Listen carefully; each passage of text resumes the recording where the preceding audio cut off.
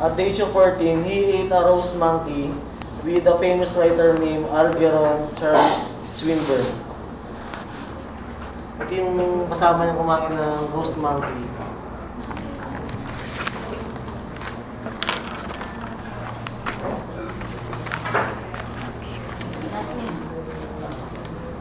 He entered junior high, and he met his great author named Gustave Colbert.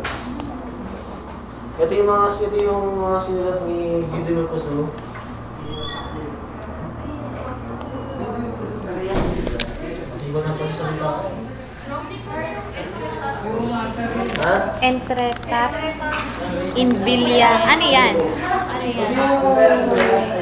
Lugar na lang sinumahan yung pinag-aaral ng nanay niya. Lugar na Tinirahan nila ng nanay niya. tinirahan nila ng nanay niya. Yung Mary, tatay niya. Hindi, Mary, pinakasalan niya ba? Asawa, nanay niya. Oo. Ba't siya pinakasala yung nanay niya? Ha? Ba't niya pinakasala yung Ito, nanay niya? binibigyan.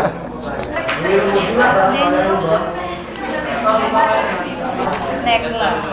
Akin na. Ako din. Ano? Ayun. Alin?